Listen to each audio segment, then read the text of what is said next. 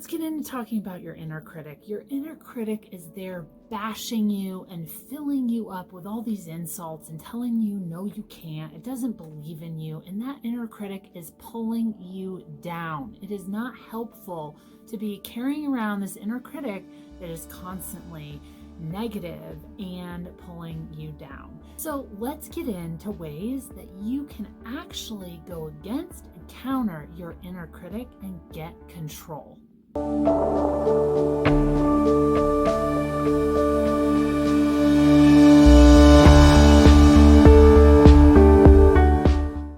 Okay, so our inner critic is this voice inside of us, and we've trained this voice over years and years, and over those messages that we've accumulated and let pile up from our parents, from our grandparents, from our neighbors, from our friends, all their expectations and their stories. We accumulate those and we hold on to them, and then we judge ourselves with those things.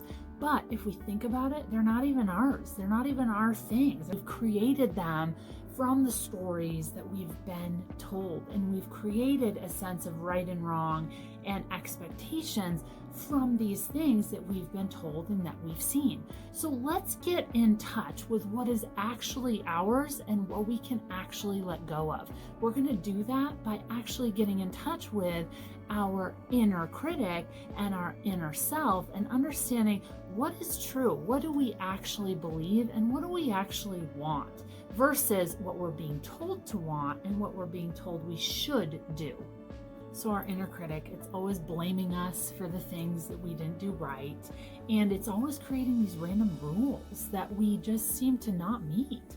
We just can't hit the mark with our inner critic, and if we do hit the mark, then they judge us. Yeah, well, you hit it this time, but you probably won't get it next time. You were just lucky. Our inner critic calls us names. It calls us stupid, ugly. It tells us that we're not good enough because so-and-so did it. Why can't you? Big comparisons happen with our inner critic.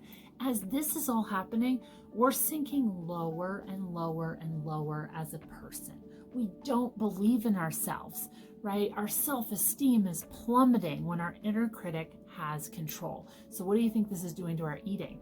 Well, if we're an emotional eater, we probably start to go seek food. We need to escape this. Our inner critic is mean, we're getting bullied, and we're getting emotionally beat up. So we have to shut this off. And if food has been a tool for you, you're going to continue to use food if you don't have other tools. So eating, feeding yourself during this time can create a soothing sense of escape and can help you find comfort when you're being beat up and bullied by this inner critic.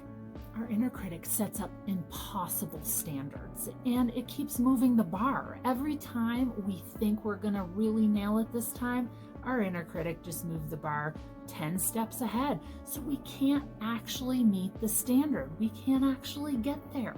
Our inner critic also keeps a scorecard. It keeps a scorecard of all the bad things that we've done and all the reasons that we're such a failure.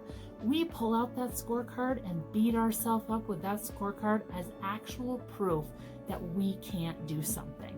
So what are we going to do? We're going to head to the cupboard once again to relieve this, to get soothing and get that comfort that we really want because we're so hurt and we're in such pain because of this darn inner critic. Our inner critic exaggerates our weaknesses by using the word always. You always do it this way. You always overeat. You never get it right. Those words are strong words, but give our inner critic a lot of power because we start to hear them and actually believe them. Our inner critic is actually internal. It's in ourselves.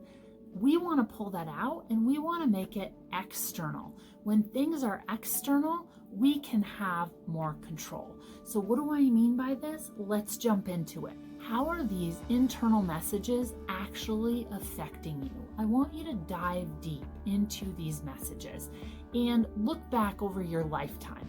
How are these messages affecting you and where do you feel it in your body? Now, here's the hard part. We're going to make them really real because we're going to be pulling them out of here and we're going to be putting them in an external spot. We want to get those things out, because when they come out, we can see them on paper, we hear them, we notice them, and we start to think of them in a more logical way when we see and hear them, and we can challenge them with logic instead of them being stuck in here and us only feeling the emotion. So bring them out, challenge them in this external way. Talking to yourself is an okay thing to do in this case, especially when you're challenging your inner critic. Start to use words like, stop it, that's not true, this is garbage, get off my back, cut it out, these are lies. There's nothing to back that up. No more put downs allowed. These are just the same lies that I heard over and over as a child, but they're not mine. When you take your control back and bring that stuff external, you're going to feel better and you're going to feel more motivated to continue to do this process over and over again. Don't keep everything tucked inside. Don't commit to this internal battle constantly, day after day, year after year. Bring it out and have an external battle and show your inner critic who's boss.